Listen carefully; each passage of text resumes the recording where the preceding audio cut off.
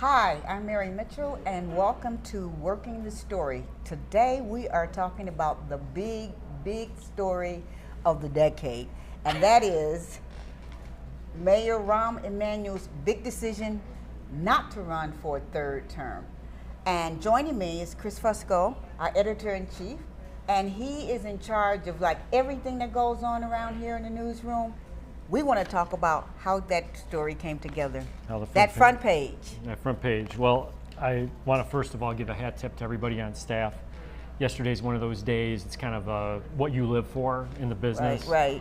The announcement somehow stayed under wraps until the very last minute.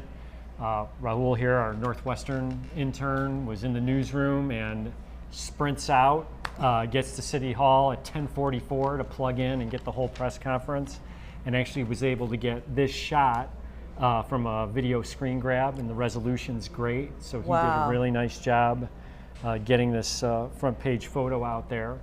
And that photo, the reason why this is so great is because without any words, they say a picture's worth 1,000 words. That picture says everything about the pain of what he had to do. Right.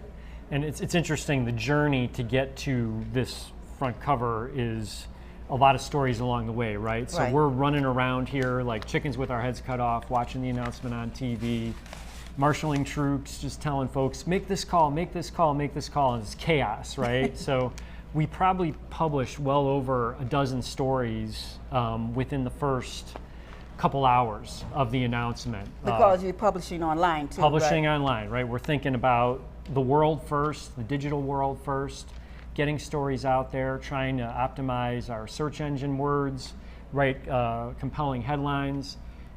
Mike Sneed did a nice job getting David Axelrod, one of Rahm's best friends, political consultant on the phone quickly. We got that out. Lauren Fitzpatrick got a hold of Pat Quinn to talk about the petition things. We enlisted Tina Svandelis, our political reporter, and Mark Brown to start fanning out and writing our two big stories.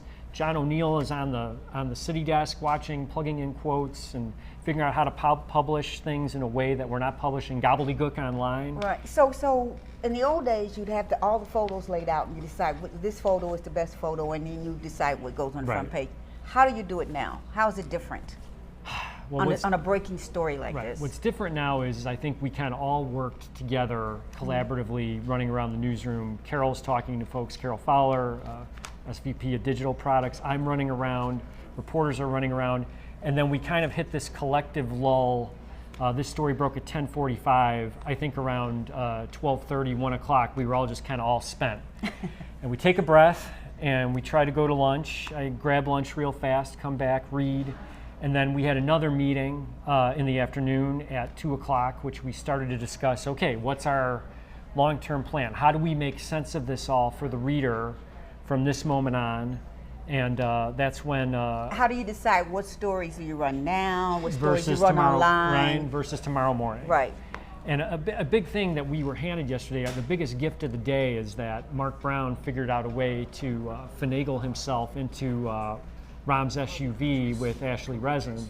That was remarkable. I mean, it's such an intimate look at what the mayor was going through and how he made his decision. It sort of gave him an opportunity to get really up close and personal. Exactly. So then we decided, given what a great job Mark did in securing that, and the video gave us the hint that this was going to be a great story. We made that our main story. Right. And then as we went through our meeting, Scott Fornick had a lot of good input, as our political editor knows, has watched many aldermen go to jail throughout his career.